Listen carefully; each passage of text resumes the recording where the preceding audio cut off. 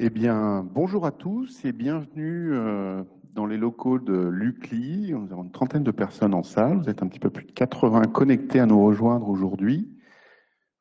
Et nous avons la joie et l'honneur d'accueillir Monseigneur Olivier de Germay. Bienvenue, bienvenue à cette matinale.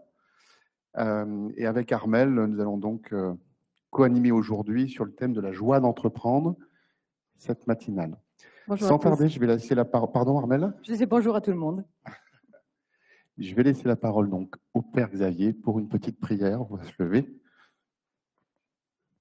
Bonjour à vous tous, bonjour Monseigneur, bonjour à ceux qui nous suivent ici en ligne. Voilà, je propose quelques petites secondes pour se recentrer sur le temps qu'on va vivre maintenant ensemble et se relier entre nous et surtout avec le Seigneur. Au nom du Père et du Fils et du Saint-Esprit. Amen. Seigneur Père du ciel, nous te rendons grâce pour ce nouveau jour et la rencontre maintenant, à l'instant, avec toi et aussi avec notre évêque. Prépare-nous à dialoguer avec lui.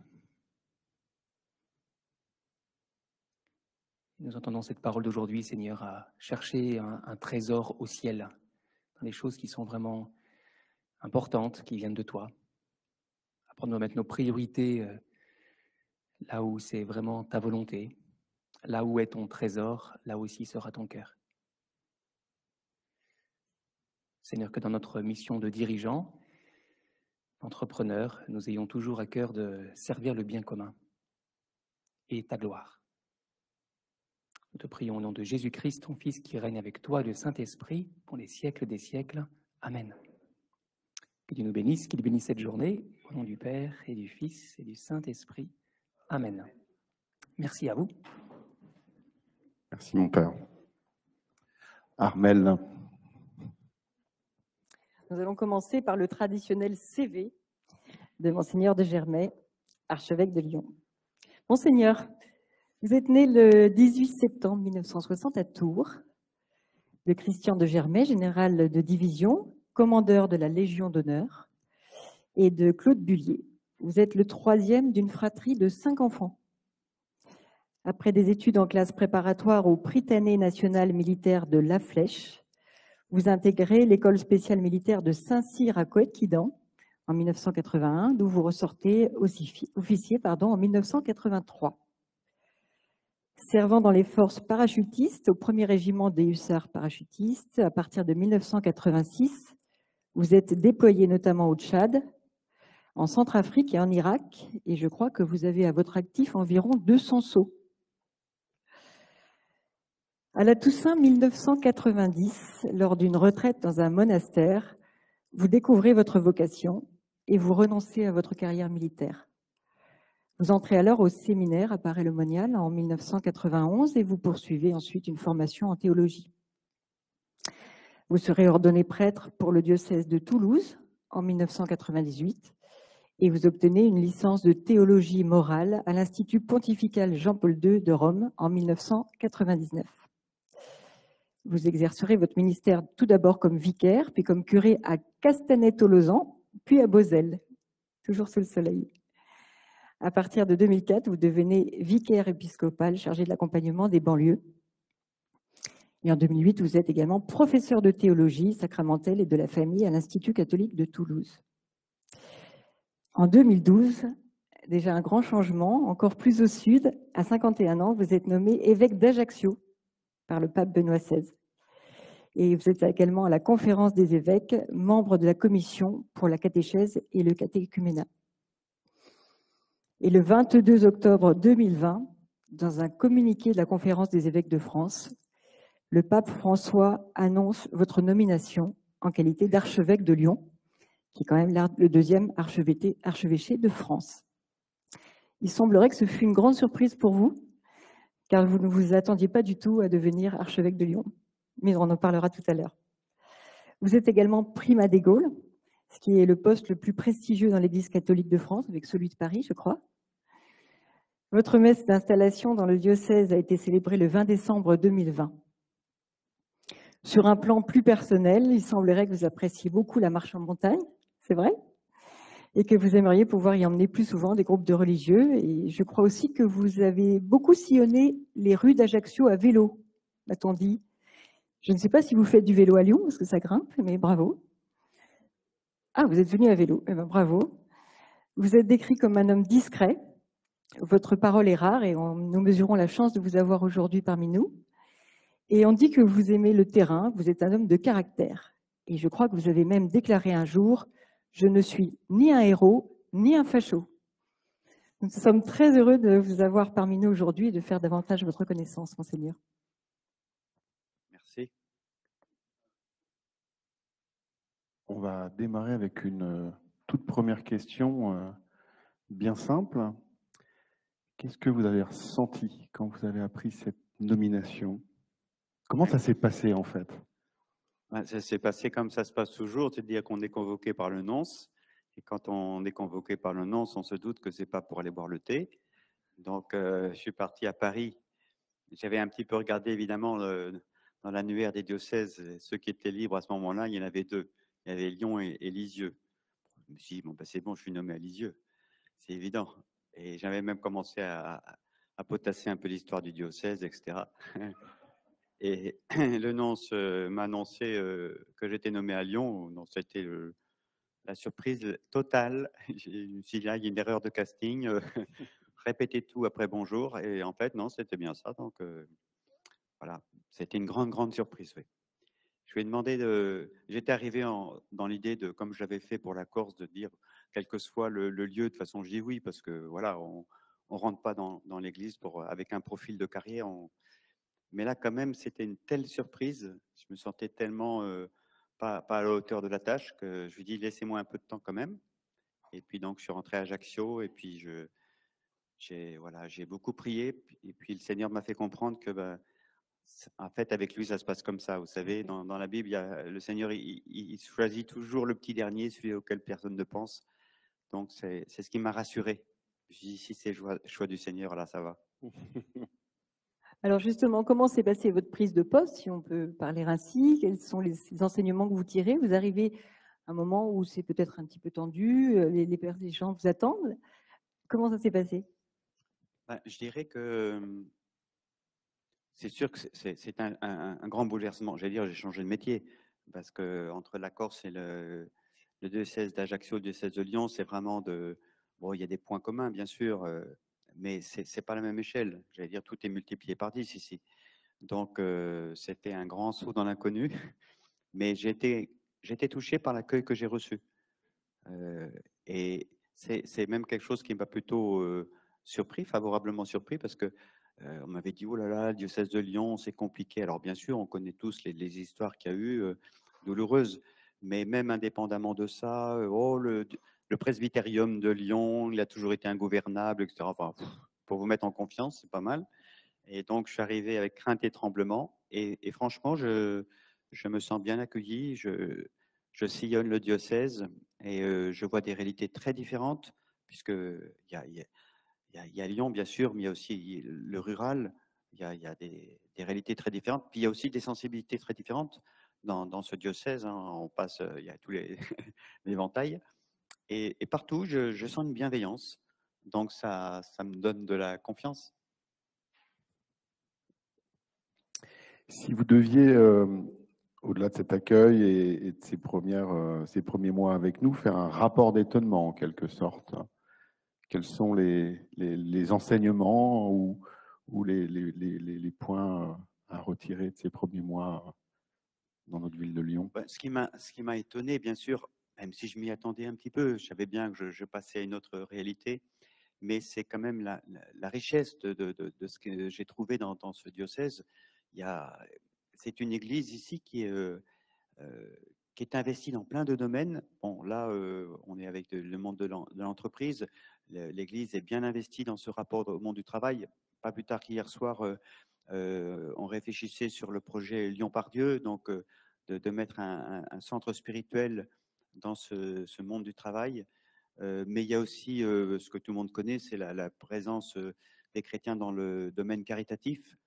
Ça m'a énormément impressionné le nombre d'associations, cet engagement des chrétiens dans ce domaine-là, c'est vraiment impressionnant. Puis je me rends compte que c'est vraiment reconnu dans la société lyonnaise, dans le monde de la santé.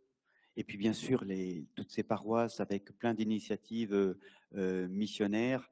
Moi, j'avais l'impression en Corse parfois de pousser un peu, de ramer un peu pour faire avancer les choses. Et là, j'ai plutôt l'impression qu'il va falloir de temps en temps que non pas que je freine, mais que j'aide à coordonner un petit peu toutes ces initiatives. C'est un peu un feu d'artifice. Il y a des choses dans tous les sens.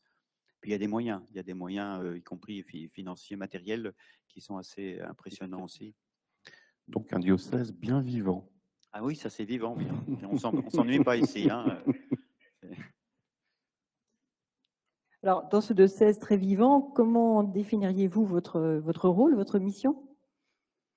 Vous savez, un évêque, on dit de l'évêque que c'est un pasteur. Donc, c'est celui qui essaye de donner une orientation, de susciter un élan et donc aussi une communion. Parce que s'il y a pas de communion, ben, l'élan, comme ça risque de partir dans tous les sens. C'est celui qui veille aussi sur chacun et en particulier sur ceux qui sont le plus en difficulté. Mais moi, ce que je me dis surtout, c'est que l'évêque, il représente le pasteur, mais au fond, c'est pas lui le pasteur. Le pasteur Yélaquin, c'est Jésus-Christ le pasteur. Et donc, le rôle de l'évêque, c'est pas simplement de se dire, bon, allez, moi, maintenant, je suis un super leader, vous allez voir ce que vous allez voir, mais c'est plutôt enfin, moi, c'est comme ça que je vois les choses, de se dire au Seigneur, ben, viens passer à travers moi, hein, d'être un peu un instrument dans les mains du Seigneur pour que ce soit lui qui réalise son projet sur ce diocèse et que, voilà, qu'il m'inspire pour que je sois un reflet, si on peut dire, du vrai pasteur qui est Jésus. Est-ce qu'il y a des convictions qui vous guident justement dans ce rôle, dans cette nouvelle fonction? Oui, ce sont des convictions que j'ai depuis que je suis prêtre, hein, c'est que sans le Seigneur, on ne fait rien. Donc, c'est lui le maître, c'est lui le berger, c'est lui qui agit, enfin, ça, c'est ma conviction, c'est la conviction de l'Église. Hein. Le pape Paul VI, quand il a écrit son encyclique sur l'évangélisation, il rappelait bien que le protagoniste de l'évangélisation, c'est l'Esprit Saint. Donc ça, je pense que c'est quelque chose qu'on ne doit jamais oublier quand on a une mission d'église, qu'on soit prêtre ou fidèle ou baptisé ou religieux. Dès qu'on a une mission dans l'église, il faut jamais perdre de vue que c'est pas notre affaire. C'est le Seigneur qui agit, c'est lui qui donne une fécondité à nos vies et à nos missions, à notre pastorale. Alors, je rebondis sur le sujet du jour, la joie d'entreprendre, et sur ce que vous venez de dire. Comment voyez-vous le rôle du chef d'entreprise chrétien en tant que responsable d'une communauté d'hommes et de femmes? Est-ce qu'il est lui aussi, en quelque sorte, le missionnaire? Comment gérer cela? Oui, alors peut-être que j'ai devant moi des gens qui sont certainement plus compétents sur cette question-là, mais moi je dirais le chef d'entreprise chrétien, c'est quelqu'un qui doit avoir de la magnanimité, une grandeur d'âme, c'est-à-dire quelqu'un qui arrive, qui ne soit pas simplement les yeux rivés sur les courbes, sur les chiffres, sur la rentabilité, mais qui prend du recul, qui voit plus loin, qui se rend compte que son rôle c'est de susciter là aussi une communion, de donner un esprit à l'entreprise. Et c'est pour ça, je pense qu'un chef d'entreprise, ça doit être d'abord un homme de contemplation.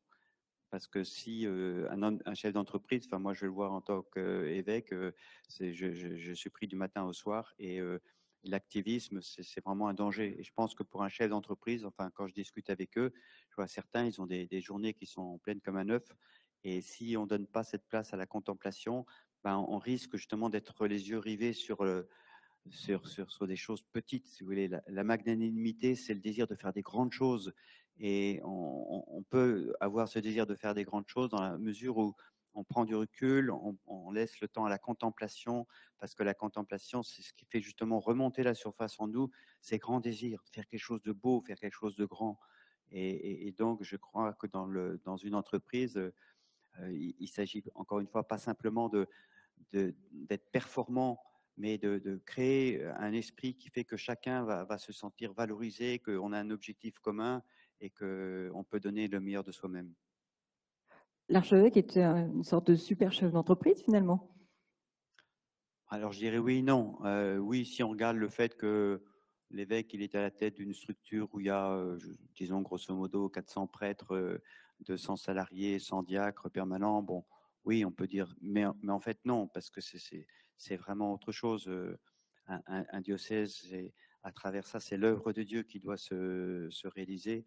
Et donc, l'enjeu, il est vraiment spirituel. Et si on en reste à une vision purement humaine, bah, j'allais dire, on passe à côté de l'essentiel, quoi. C'est diocèse, c'est l'Église, et la mission de l'Église, elle est surnaturelle, au fond, on pourrait dire l'Église, c'est comme un instrument à travers lequel le Christ poursuit son œuvre de salut jusqu'à la fin des temps. Donc, vous voyez, on change de planète quand même. Pour revenir sur la question iconoclaste qu'on vient de vous poser, chef d'entreprise, c'est aussi guider une communauté ou accompagner une communauté à la bonne place. C'est votre rôle, vous parlez de 700 personnes, ça fait quand même une très très grosse entreprise. Et lorsqu'on vous a rencontré pour préparer cet entretien, vous aviez évoqué le sujet de la subsidiarité, de la délégation qui vous interroge. Je crois qu'avec d'autres évêques, vous vous faites former finalement comme un chef d'entreprise.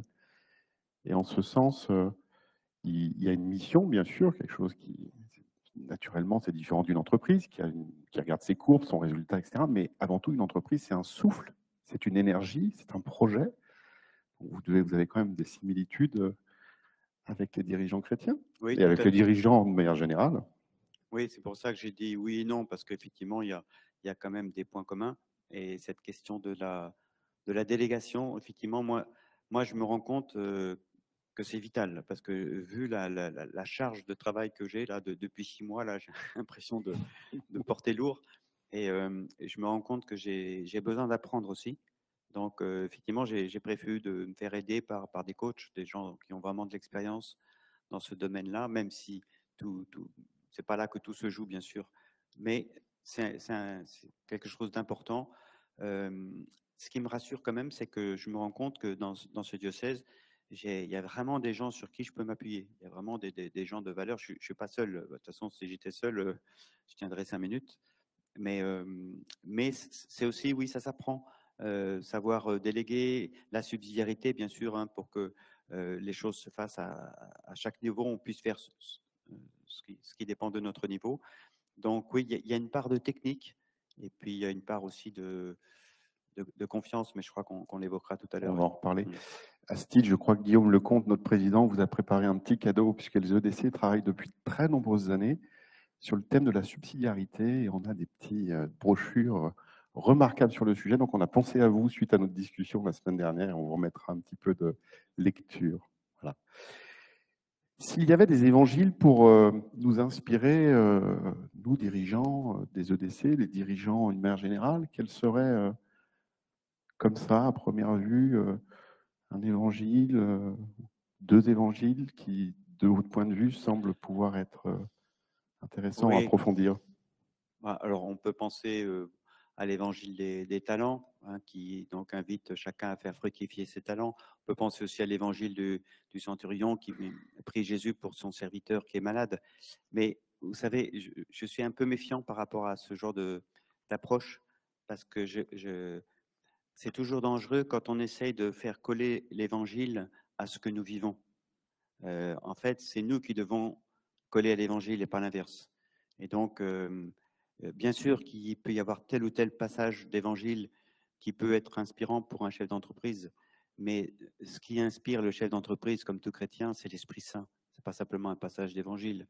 Et donc, toute parole de Dieu est inspirée et toute parole de Dieu nous parle du Christ. Il faut faire attention de ne pas instrumentaliser la parole en se disant, voilà, je choisis telle parole parce qu'elle me parle, elle correspond à ce que je vis. Vous pouvez avoir des passages d'évangile qui n'ont absolument rien à voir avec le monde de l'entreprise, mais qui vont vous révéler quelque chose du mystère de Christ et donc de notre propre mystère, du mystère de notre vie, et qui vont être inspirants pour notre action et pour notre vie. Vous parliez tout à l'heure de confiance.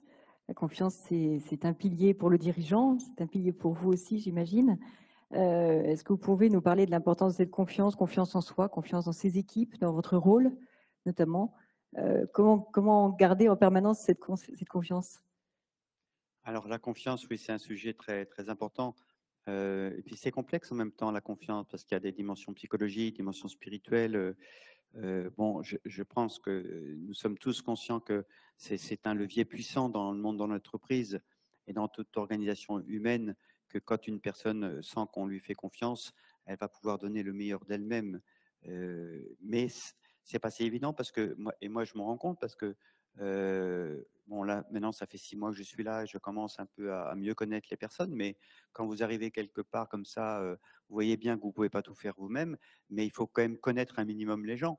La confiance, c'est pas la confiance aveugle en disant allez tiens, hop, tu te débrouilles, mais c'est bien connaître une personne, savoir ce qu'elle peut donner, dans quel cadre, et donc lui fixer un cadre, et dans ce cadre-là, lui dire bon voilà, je te donne, tu as ce cadre, tu as cet objectif, je te fais confiance, et je vais pas être toutes les 5 minutes derrière toi pour contrôler, pour inspecter, et à un moment donné, on va faire un bilan.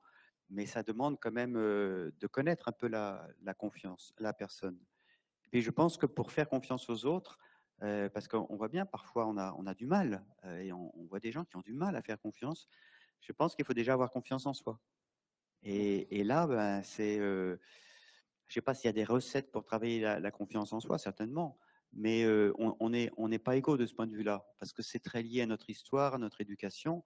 Si on a eu la chance d'avoir des parents qui nous ont fait confiance, et ben voilà, on sera peut-être plus facilement, on aura plus facilement confiance en soi. Ensuite, il y a évidemment une dimension spirituelle. Et là, les choses sont souvent un petit peu à la fois liées puis inversées, dans le sens où, vous savez, en tant que chrétien, on dit ben, notre confiance, fondamentalement, elle repose dans le Seigneur. Hein. On voit dans la Bible, toute la Bible nous invite à mettre notre confiance dans le Seigneur. Euh, et mettre notre confiance dans le Seigneur, ça ne veut pas dire se considérer comme celui qui est nul, qui peut rien faire, mais savoir qu'au fond, tout dépend de lui. C'est lui qui agit à travers nous, y compris à travers notre faiblesse. Donc là, ça demande aussi tout un apprentissage, un itinéraire spirituel pour dire au Seigneur, mais Seigneur, j'ai confiance en toi. Et plus nous avons confiance en le Seigneur, plus au fond, nous sommes libres et nous pouvons déployer les talents qu'il a mis en nous. Pour revenir sur la confiance, la délégation que vous évoquez, c'est faire confiance. Pour faire confiance, il faut effectivement avoir confiance en soi-même. Donc, c'est un thème qui est riche pour les dirigeants. Et puis, avant tout, aie confiance, effectivement. Donc, le thème de la confiance est complexe et important pour les dirigeants. Pour revenir sur la joie d'entreprendre, qui est le thème de la journée, si vous deviez en quelques mots, peut-être pas donner des conseils, parce que je ne suis pas sûr que vous aimiez donner des conseils de ce que j'ai pu comprendre de notre entretien, mais qu'est-ce que vous pourriez nous suggérer pour être entrepreneur dans la joie? J'ai pas de recette, hein, mais je dirais que pour moi, la joie, c'est un don de Dieu. Là aussi, il faut distinguer une joie psychologique d'une joie vraiment spirituelle. Et cette joie spirituelle, elle vient de Dieu. Elle vient du fait que nous savons que chacun d'entre nous, nous sommes aimés de Dieu. Nous avons du prix aux yeux de Dieu. Notre vie a un sens. Et quoi qu'il arrive, si nous sommes unis au Christ, il donne une fécondité à notre vie.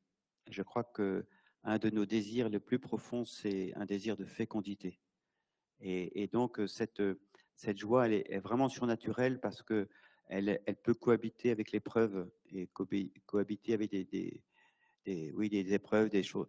Je pense à l'autre jour, je citais Etty Hillesum, qui est cette femme juive qui a terminé dans un camp de concentration et qui a eu l'audace d'écrire dans ce camp « La vie est belle ». Et ça peut être perçu comme quelque chose de scandaleux, mais en fait, elle a fait tout un chemin spirituel et elle s'est rendue compte que quoi qu'il arrive, si nous sommes unis à Dieu, oui, la vie est belle parce que c'est le Seigneur qui donne un sens à notre vie et en fait, ça demande un grand décentrement de soi parce que ça veut dire avoir acquis cette conscience que le plus important pour nous, c'est pas que tout se passe selon notre volonté. Et quand vous êtes dans un camp de concentration, vous êtes un peu contraint. Mais l'important, c'est que la volonté de Dieu se fasse. Et notre volonté, on ne peut pas toujours la réaliser. Mais la volonté de Dieu, dans l'instant présent, je peux toujours l'accomplir. Et ça, c'est source de paix intérieure et c'est source de joie. Alors que celui qui est toujours centré sur lui-même, sur son ego, sur sa volonté, bah il finit toujours par se mettre en colère, par être frustré, parce qu'il y a plein de contrariétés dans la vie, il y a plein de choses qui ne marchent pas, et dans une entreprise, ça ne manque pas, on se dit, bah voilà, je n'ai pas les collaborateurs que je voudrais, il y a ceci, il y a telle ou telle contrainte, ça m'énerve. Mais ça vient du fait qu'on est trop centré sur nous-mêmes. Et je pense que quand on a la chance d'avoir la foi, ça ne résout pas tous les problèmes, mais ça permet de prendre cette espèce de distance intérieure, de se dire, bon, c'est pas grave, c'est pas grave. Qu'est-ce que dans cet instant-là, dans ces contraintes, qu'est-ce que le Seigneur me demande? C'est un peu alors l'exercice d'équilibriste, si je puis dire, que doit faire le chef d'entreprise, et vous également, j'imagine, entre le leadership et l'humilité. Il faut quand même montrer certaines convictions, un certain leadership, et pour autant éviter la toute-puissance. Oui, l'humilité, il y a plusieurs aspects aussi dans l'humilité, hein. L'humilité, bien sûr, c'est être conscient de ses limites, mais aussi de ses talents. Se considérer complètement nul, c'est une fausse humilité. C'est se tenir à sa place, l'humilité. Mais pour nous chrétiens, l'humilité, ça concerne d'abord notre relation à Dieu et pas d'abord la relation aux autres. Hein, l'humilité, ça vient de l'humus, hein, ça veut dire on est des terriens, quoi. On n'est pas Dieu, nous ne sommes que des terriens. Et donc, c'est l'humilité qui permet justement à Dieu d'agir. Hein. Si je me reconnais petit devant Dieu, Dieu va m'élever d'une certaine façon, hein, et va pouvoir agir à travers moi. Donc, je pense que cette humilité, elle est vraiment une clé pour tout chrétien, pour laisser le Seigneur agir à travers nous. Et là aussi, quand on voit dans la Bible, au fond, et ça rejoint la question de la confiance, hein, si je me reconnais petit devant Dieu, si je suis un pauvre de cœur, alors lui, il va agir. David contre Goliath, David, il n'est pas plus fort que Goliath, c'est Goliath qui est le plus fort, mais c'est David qui gagne, parce qu'il laisse le Seigneur agir, il met sa confiance dans le Seigneur, il se reconnaît petit devant Dieu, et donc le Seigneur va déployer sa puissance à travers sa faiblesse. C'est comme on peut penser à Saint Paul, hein, Saint Paul qui fait l'expérience de ses faiblesses, et dit au Seigneur, bon, bah, si tu pouvais me retirer telle ou telle difficulté, et le Seigneur lui dit, t'inquiète pas, n'aie pas peur de tes faiblesses, ma puissance se déploie dans ta faiblesse. Et je pense que pour nous, en particulier quand on est en responsabilité, il ne faut pas se voiler la face. C'est important de prendre conscience, bien sûr, de ses talents, mais aussi de ses faiblesses. Et fondamentalement, dire, bah, Seigneur, voilà, c'est toi qui m'as fait comme ça, moi je suis comme ça, je ne vais pas jouer un espèce de rôle imaginaire, mais j'ai confiance en toi et je sais que toi, tu vas me permettre, ou plutôt, c'est toi qui vas agir à travers moi. Lors de notre préparation, je précise d'ailleurs que vous pouvez poser des questions sur le chat. On en a déjà reçu 2-3 et tout à l'heure, on aura une session de questions-réponses à la fois avec la salle et avec ceux qui sont avec nous en format numérique, digital. Lorsqu'on a préparé cette matinale, Monseigneur, on a parlé assez rapidement de la confiance, qui semble assez évidente. Un chef d'entreprise, il n'a pas confiance, il ne peut pas faire confiance, etc. On l'a évoqué. On a parlé aussi, et vous y teniez, je crois, l'espérance. Est-ce que vous pouvez nous dire un petit mot, parce que c'était finalement les deux piliers qui semblaient ressortir de notre échange sur l'espérance. Qu'est-ce que vous pouvez nous partager? Oui, ben, l'espérance pour nous chrétiens, c'est faut pas la confondre avec l'optimisme. C'est pas interdit d'être optimiste, mais l'espérance, c'est pas dire tout ira mieux demain. Etty les sommes que j'ai citées tout à l'heure, elle était dans l'espérance. Donc pour nous, l'espérance, ça vient de cette certitude que si nous suivons le Christ, ce à quoi nous aspirons le plus profondément se réalisera. Parce que le Christ est celui qui vient répondre aux attentes les plus profondes de l'être humain. Donc, pour être dans l'espérance, ça rejoint un peu ce que je disais tout à l'heure à propos de la contemplation. Pour être dans l'espérance, il faut passer à ce niveau, descendre en soi-même pour prendre conscience de nos désirs les plus profonds. Parce que si on vit à la superficie de nous-mêmes, on passe son temps à courir après des choses qui ne se réalisent pas forcément. Et on voit bien aujourd'hui dans l'époque où nous vivons, qui est une époque de crise, il y a peut-être, on va devoir faire un certain nombre de deuils, y compris au niveau économique ou au niveau personnel. Il y a voilà, il y a plein de choses qui peut-être vont pas se réaliser. Et moi, je vois au niveau de l'Église, par exemple, qu'est-ce qui se passera dans 10 ans, dans 20 ans? Pour l'instant, on connaît une période de décroissance. Est-ce que ça va continuer comme ça à s'effondrer? Est-ce qu'il va y avoir un renouveau? Tout ça, on ne sait pas. Mais ce qu'on sait, c'est que le Seigneur ne nous abandonne jamais. Et que si nous restons unis à lui, si nous nous efforçons de faire sa volonté, alors nous allons vers le mieux. Nous allons vers ce à quoi nous aspirons. La promesse du Seigneur se réalisera dans nos vies et pour le monde. Et vous le savez, c'est une promesse de bonheur, hein, et de vie en plénitude. Donc, vous voyez, c'est vraiment différent de l'optimisme qui concerne finalement des choses visibles. Tout à l'heure, dans le temps de prière, le Père Xavier parlait de l'évangile d'aujourd'hui, hein. Notre trésor, il est au ciel. Et ça me faisait penser, il y a une raison, je ne sais plus exactement, mais qui demande la grâce de ne pas s'attacher aux choses qui passent, mais aux choses qui demeurent. Et elle vient de là, notre espérance chrétienne. Ça demande vraiment, vous voyez, du recul et donc une profondeur et donc une vie de contemplation pour ne pas en rester à la face visible du monde, mais pour voir les choses plus en profondeur. Et dans cette optique-là, dans cette vision-là, eh bien, nous savons que nous n'avons rien à craindre, hein, et que, encore une fois, le but, c'est pas que tout se passe comme nous le voudrions, comme nous le souhaitons, mais que la volonté de Dieu se fasse. De ce point de vue-là, peut-être très concrètement, pour les dirigeants, dans peut-être une petite PME, on peut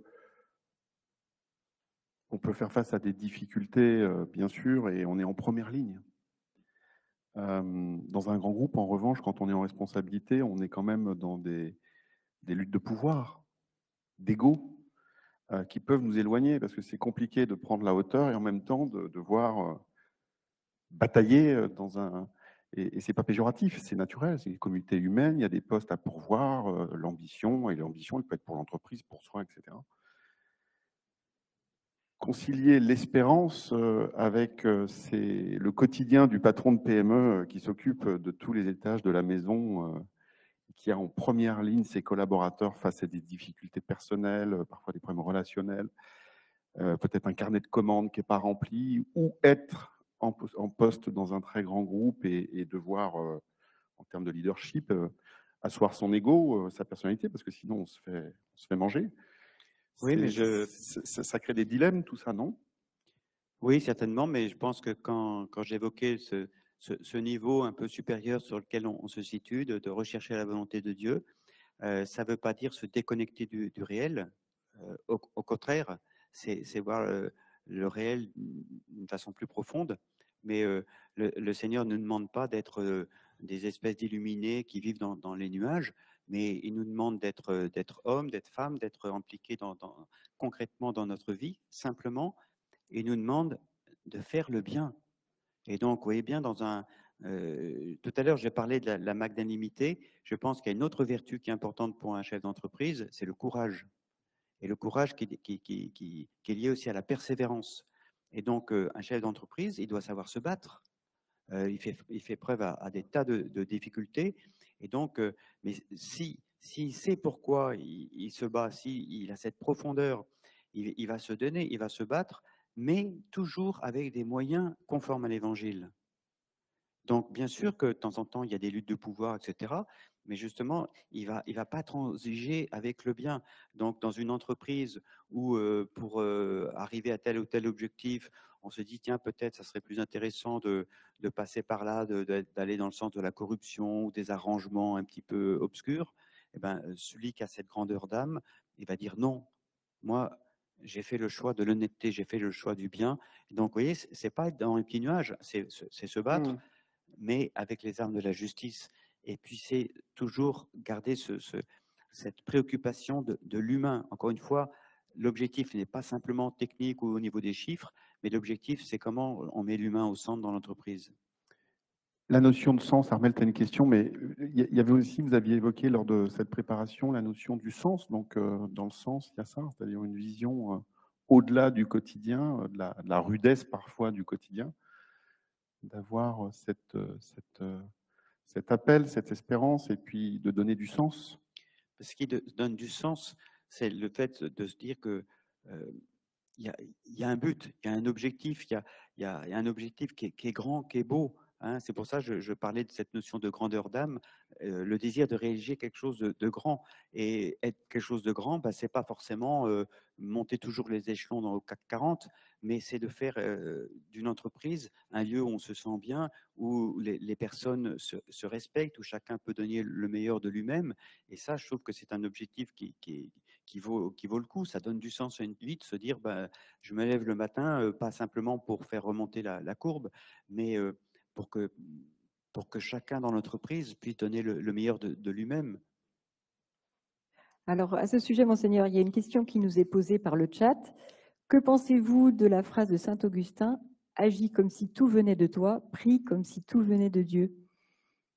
Alors c'est rigolo parce que cette phrase, j'y ai pensé pas plus tard qu'hier, parce que, comme je vous disais, comme je me sens en temps un petit peu submergé par tout ce que j'ai à faire, et puis quand je regarde mon agenda, je prends peur. Je crois qu'elle est très juste, cette phrase. Et ça montre que quand on dit que c'est le Seigneur qui agit, il veut toujours passer par nous. Donc, nous sommes appelés à nous donner. Et quand on lit la vie de certains saints, on voit qu'ils n'ont pas ménagé leur peine. Hein. Ils se sont donnés, mais toujours avec cette conscience que c'est le Seigneur qui agit. Mais il veut pas. Quand on dit qu'on est dans un instrument dans la main de Dieu, c'est pas au sens où on serait une pièce d'un moteur. Le Seigneur, il nous considère comme une personne. Et justement, pour nous valoriser, il veut passer à travers nous. Mais fondamentalement, j'allais dire, le job, c'est lui qui le fait. Nous, on met, vous savez, comme l'évangile avec la multiplication des pains, on met nos petits pains, nos petits poissons. Hein, ça montre que le Seigneur veut passer à travers nous, mais c'est lui qui multiplie. Oui. Et c'est ce qui fait que ça donne une fécondité à nos vies qui est beaucoup plus qu'une fécondité humaine. On peut faire des belles choses humainement, d'accord, mais le Seigneur, il multiplie tout ça et il donne une fécondité spirituelle que nous ne voyons pas toujours. Il y a certains saints, ils ont vu, je pense à Mère Teresa, bon, son œuvre se déployer de son vivant, c'était magnifique, Saint François d'Assise, etc., non sans difficulté. Mais parfois, il y a d'autres saints, je pense à Charles de Foucauld, ben, il a l'impression d'avoir rien fait. Et maintenant, quand on voit la fécondité d'un Charles de Foucauld, ben, le Seigneur a vraiment agi à travers lui. Je voudrais partager avec vous cette citation de saint Ignace de Loyola qui est très chère à Arnaud Guirouvet. « Agis comme si tout dépendait de toi, en sachant qu'en réalité, tout dépend de Dieu. » Est-ce que ça peut être une bonne maxime pour… C'était pas la même, non? C'est très proche, oui. Pardon? C'est proche de celle qu'on vient de citer, effectivement, Ouais. on est bien dans le sujet, effectivement. Bon. Si vous aviez une encyclique à nous recommander, ou un texte pour justement s'enrichir, se nourrir en tant que dirigeant chrétien, dirigeant tout court. Les encycliques, tous les textes sur la doctrine sociale de l'Église, je pense que là, pour le coup, c'est vraiment des textes qui sont vraiment adaptés pour des chefs d'entreprise. Je pense que vous les connaissez. Sinon, je pensais aussi à… Moi, j'avais été marqué, j'avais eu la chance d'écouter Alexandre Havard, qui est quelqu'un qui a une triple nationalité française, géorgienne et russe, et qui a écrit un ouvrage sur le leadership vertueux, qui, je crois, a été traduit en une vingtaine de langues. Et voilà, j'avais trouvé assez inspirant, donc je pense que ça peut être quelque chose qui peut aider aussi pour les chefs d'entreprise. Oui. Leadership, c'est pas incompatible avec ego? Non, leadership, non, on peut dire un pasteur, hein, il y a une dimension de leadership.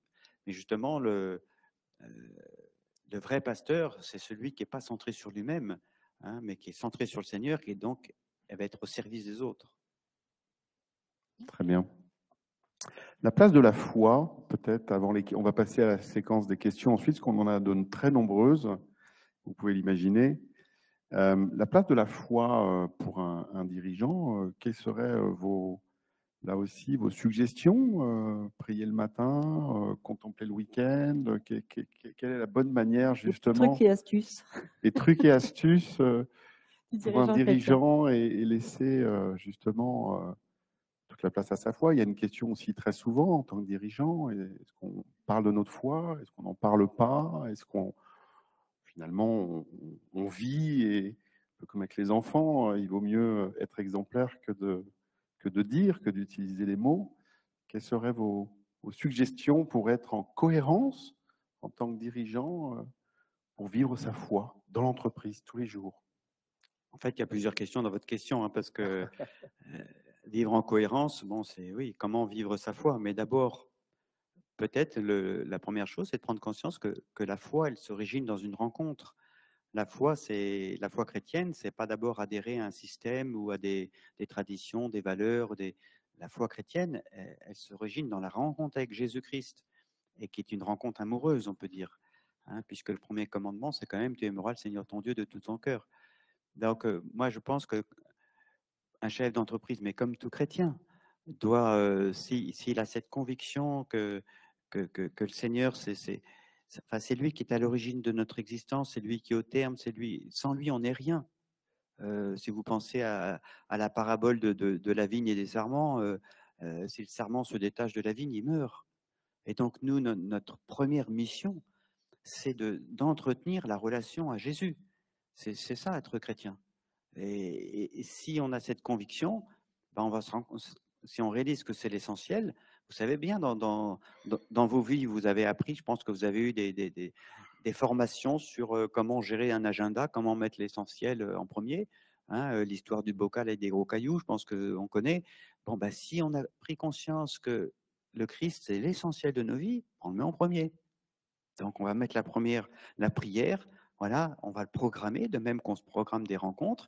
Ben voilà, dans ma journée, ne serait-ce que 10 minutes, un quart d'heure, à telle heure, chacun trouve son rythme, trouve son lieu. Mais si j'ai pris conscience que c'est l'essentiel, je le mets en premier.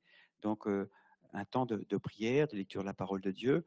Euh, Moi, ça me touche de voir que de plus en plus, on voit des cadres, des gens qui, pas que des cadres d'ailleurs, ou même des ouvriers, qui avant d'aller au travail vont à la semaine ou vont à une messe en semaine ou vont prendre un temps de prière dans une église ou quoi.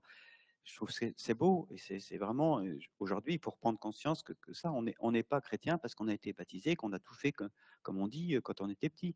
On est chrétien, c'est comme quand on est marié. C'est pas parce qu'on s'est marié à 20 ans que c'est gagné. Il faut chaque jour entretenir la relation avec son conjoint. Et ben, avec le Seigneur, c'est la même chose. Ça, c'est la première chose.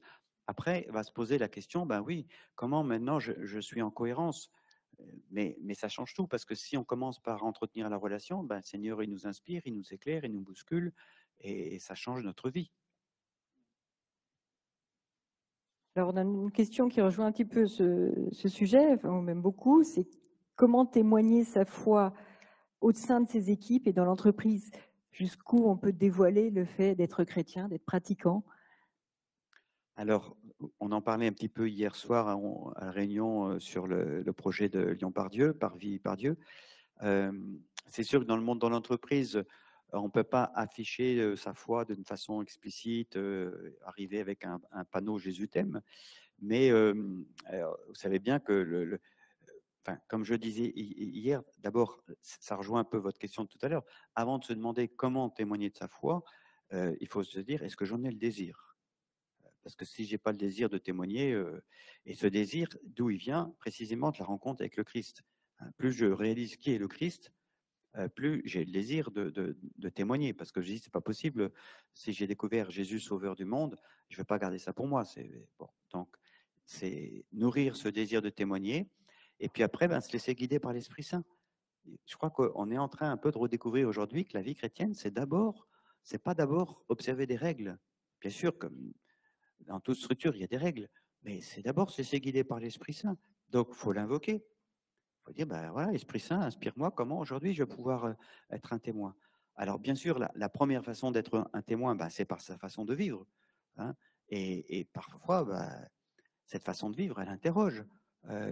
Cette façon de donner de l'importance à chaque personne la qualité de la relation que quelques personnes dans l'entreprise, c'est pas parce que la personne a l'emploi le plus modeste qu'elle est moins importante que les autres. Vous voyez, ce regard qu'on pose sur chacun, c'est un témoignage. Cette façon, comme je le disais tout à l'heure, de dire la corruption, non merci, moi j'ai fait le choix de l'honnêteté, c'est un témoignage. Surtout si parfois ça peut avoir des conséquences sur votre profil de carrière. Hein. Être capable de dire, non, moi je suis désolé, j'aurais peut-être pas la promotion que je souhaitais, mais je sais en qui j'ai mis mon espérance. Hein.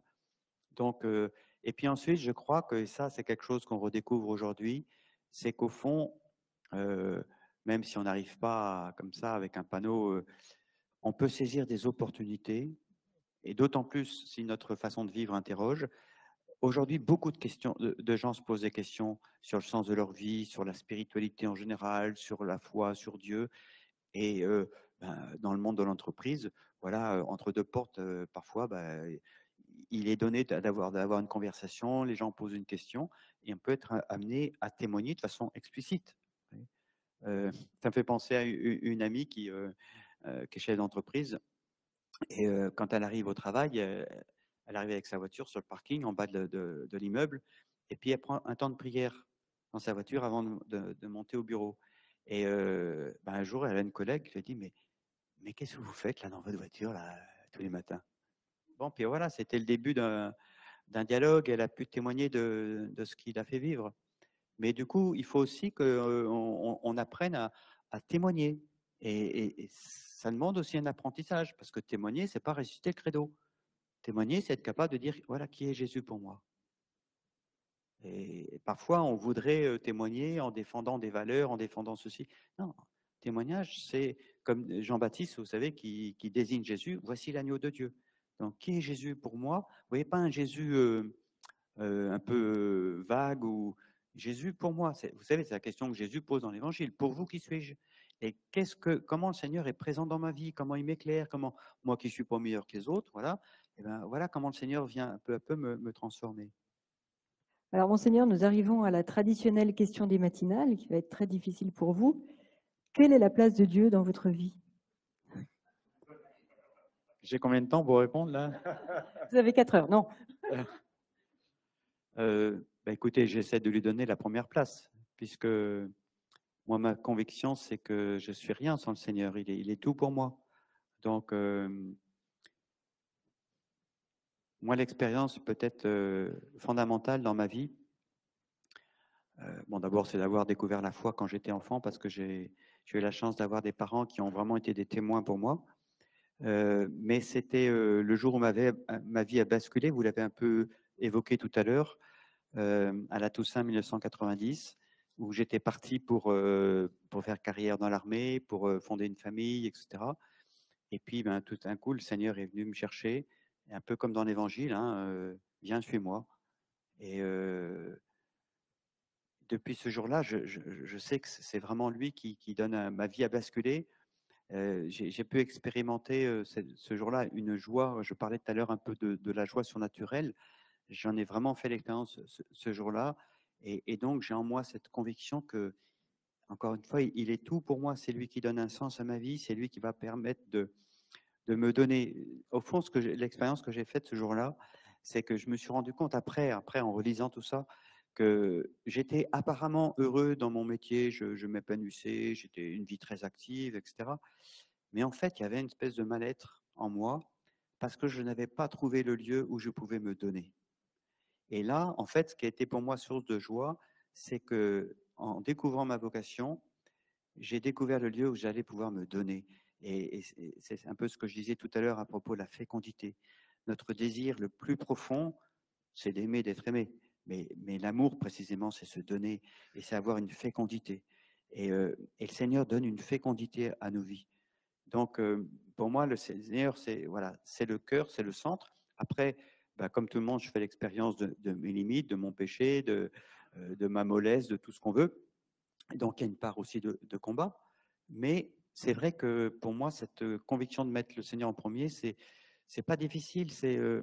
Tout à l'heure, vous avez dit en lisant mon CV que j'avais renoncé à, je sais plus quoi d'ailleurs, à une carrière militaire. Carrière militaire. Carrière militaire, oui. Puis on pourrait dire au mariage aussi.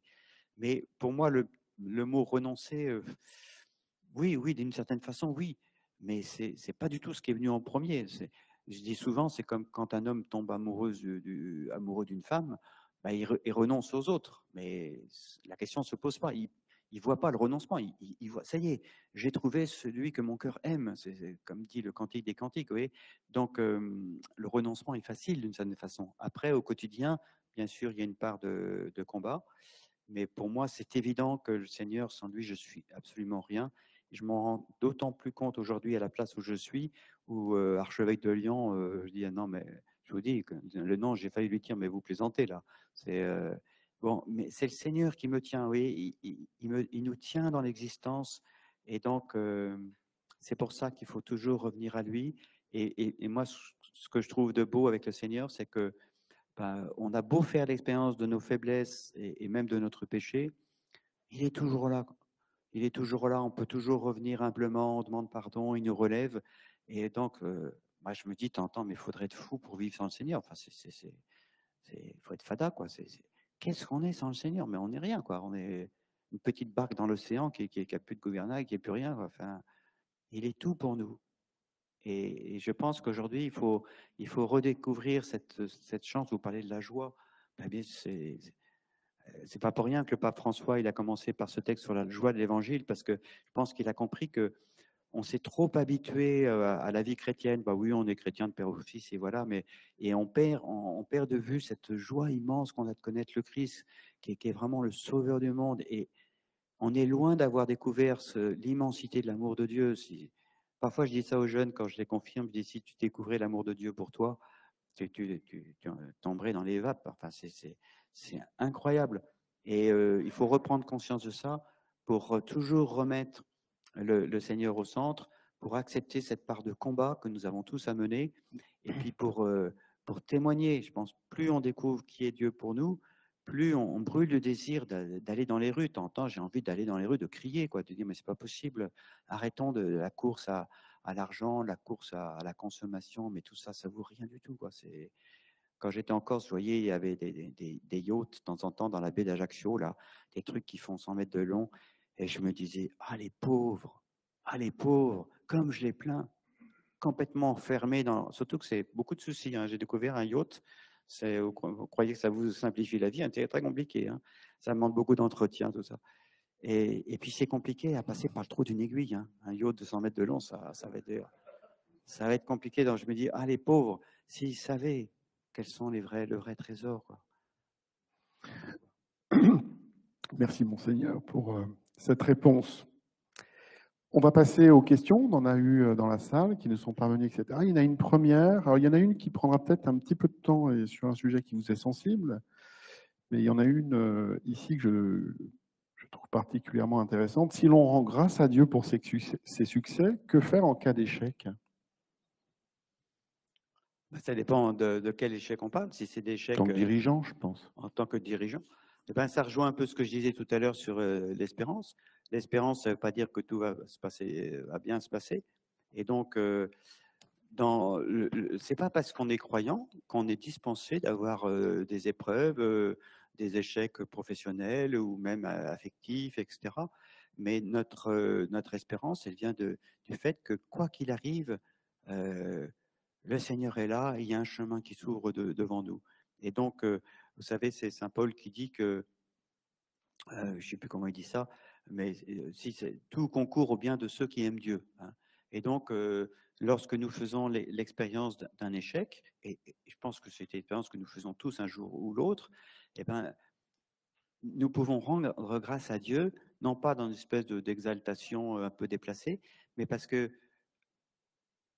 parallèlement au côté rugueux, difficile de l'épreuve, nous savons que le Seigneur pourra en tirer un bien. Voyez. Et donc, c'est pour ça que je disais tout à l'heure, il y a un chemin qui s'ouvre. Moi, je trouve que c'est beau avec le Seigneur. D'un point de vue humain, parfois, il y a des chemins qui se ferment. On est dans des impasses. Au niveau spirituel, de la vie spirituelle, il n'y a jamais d'impasse. Il y a toujours un chemin qui s'ouvre devant nous, et pour ça, on peut rendre grâce à Dieu. C'est très fort. Une autre question, merci d'avoir relevé et évoqué la richesse du christianisme. Les EDC ont une dimension assumée œcuménique.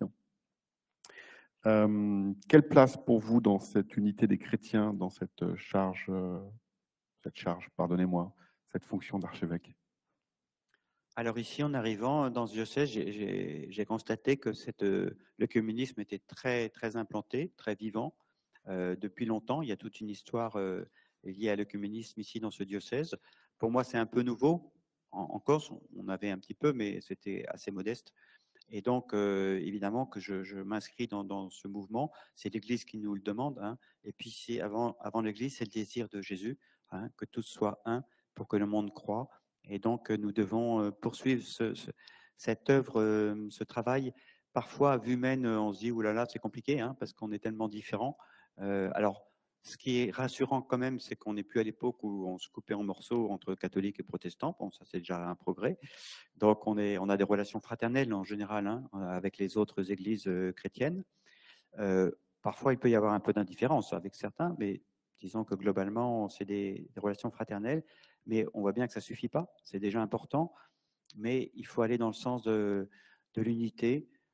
Je pense que c'est bien de se redire que là aussi, c'est le Seigneur qui agit. Hein. Nous, voilà. Mais il faut pas.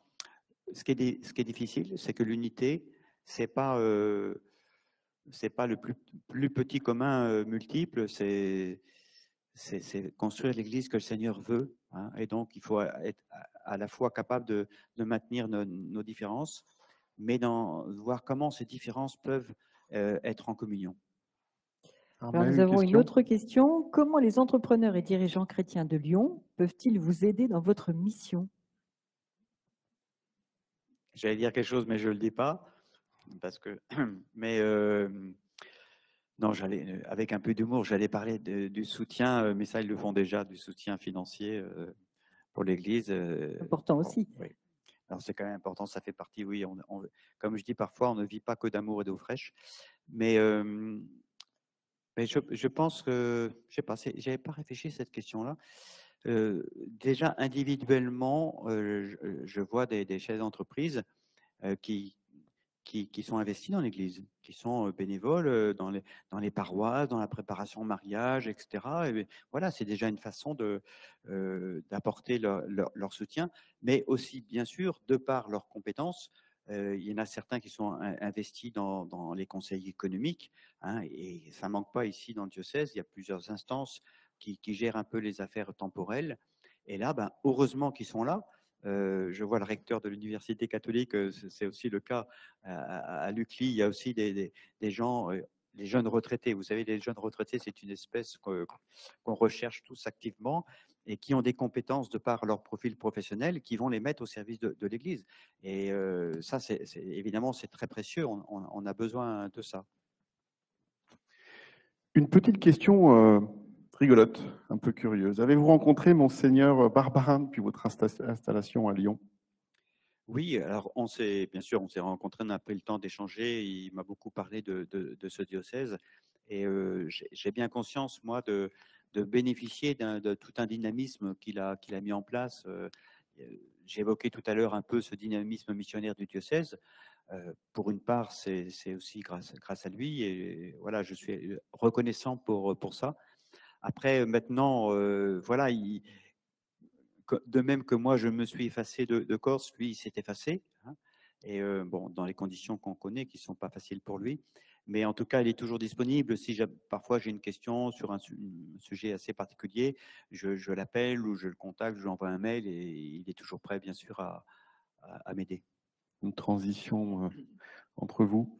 Il y a une question, malheureusement, on va pas pouvoir. Je vais vous la poser parce que vous aviez dit qu'il ne faudra pas me brancher sur ce sujet, parce que ça sera alors plus long. Il y a une question, je le souligne, et ça vaudra peut-être l'occasion de revenir dessus l'année prochaine sous une forme ou sous une autre sur la bioéthique, la loi de bioéthique. Donc, soit vous pouvez en 2 mots ou en une phrase nous dire quelque chose, soit on reprend rendez-vous pour en parler tous ensemble, comme vous voulez. Synthèse, priez pour nous. Non, je dirais simplement en quelques mots que j'aime bien faire le parallèle entre la crise écologique et puis la crise bioéthique. C'est-à-dire que on est tombé, on a été fasciné par les progrès de la science qui en soi ne sont pas mauvais. Hein, quelqu'un, après la tribune que j'ai écrite, quelqu'un m'a dit « vous n'aimez pas la science ». Non, moi je suis scientifique de formation et la science, elle est bonne, tout dépend de l'usage qu'on en fait. Mais on a été un peu fascinés, on a manqué de recul quand on a vu tous ces progrès technologiques qui ont transformé le monde. Mais avec le recul, on se rend compte que ça a aussi eu des effets pervers et que ça a déréglé tous les équilibres fragiles de la nature, la biodiversité, le climat, etc.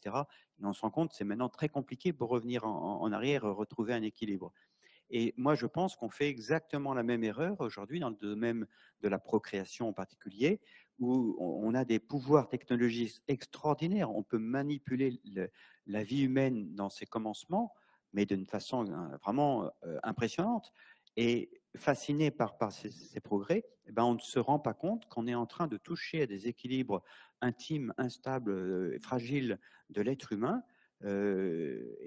Et ça va avoir des conséquences. Et donc, le fait de se dire comme ça, allez, après tout, depuis toujours, l'être humain a une double filiation paternelle et maternelle. Bon, maintenant, on passe à autre chose, tout ça, c'est fini. Moi, je trouve que c'est d'une irresponsabilité colossale. Merci pour cette réponse synthétique sur un sujet complexe. Merci beaucoup. Donc, avant de passer la parole à Guillaume Lecomte, qui va nous dire un mot de conclusion, je voudrais remercier nos sponsors, la Caisse d'épargne, Mazars, l'UCLI, bien sûr, qui nous accueille, et RCF, bien sûr, hein, puisque vous enchaînez, Monseigneur, avec une interview chez RCF, partenaire des EDC. Un grand merci. Et Guillaume, je te laisse le micro pour le mot de la fin.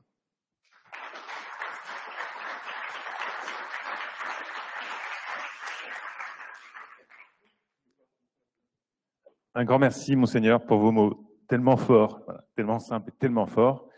Pour nous, moi j'en retiens surtout un témoignage très inspirant pour nous, dirigeants et entrepreneurs, sur le leadership et votre leadership de serviteur. Voilà. Donc je pense que c'est vraiment un beau cadeau, voilà, que vous nous faites dans notre chemin d'entrepreneur. Et puis, je retiens ce que vous nous avez dit très vite, c'est-à-dire finalement, à travers moi, et même vous, archevêque de Lyon, la simplicité avec laquelle vous nous dites « à travers moi », c'est le Christ. Et à nous de savoir nous effacer dans nos entreprises pour donner cette part de transformation finalement au Christ. Voilà, merci. Donc, Boris a dit, oui, aux EDC, nous sommes un mouvement national d'église pour les entrepreneurs et dirigeants dans lequel nous travaillons à notre unité de vie, voilà, dans notre existence de chrétiens et de dirigeants. Et notre boussole, notre squelette, c'est la pensée sociale chrétienne. Et donc, on travaille souvent dans nos équipes sur ce thème. Et donc, je vous ai apporté quelques exemples des cahiers avec lesquels nous travaillons en équipe. Donc, voilà, nous nous réunissons une fois par mois, toujours avec notre conseiller spirituel, pour travailler très concrètement, très pratiquement sur comment on déploie ce trésor dans nos vies et dans nos entreprises et dans la cité. Voilà. Merci infiniment encore à vous. Merci Armel et Boris pour l'organisation et l'animation de cette matinale. Pardon, je vous rends la parole, Monseigneur. Est-ce que je peux redire un petit mot? Parce que je me rends compte que j'ai très mal répondu à votre question tout à l'heure sur ce que les EDC peuvent apporter. Parce que je pense que j'ai eu une vision un peu utilitariste des EDC. Je crois que ce que les EDC peuvent apporter, c'est d'abord de mettre l'Évangile dans le monde du travail. Et je crois que c'est d'abord leur première mission, avant de servir directement l'Église. Parfait, merci. Merci. Je crois que Laetitia voulait dire un mot. Ah, pardon. Oui, bien sûr. Donc, au-delà d'Armel et Boris et leur équipe qui préparent et animent ces matinales tout au long de l'année. Merci infiniment au Père Xavier Grillon, qui est notre conseiller spirituel régional et à qui nous devons beaucoup, et à Laetitia, qui est notre cheville ouvrière, qui est la coordinatrice du mouvement dans la région. Merci beaucoup. Bravo.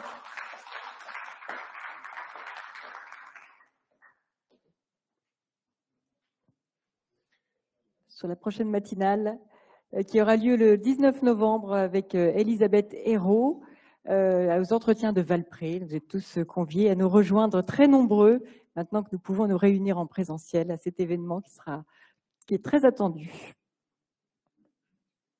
Merci à tous d'être là, en présentiel ou derrière vos écrans. Nous rendons l'antenne et à très bientôt. Merci. Merci, au revoir.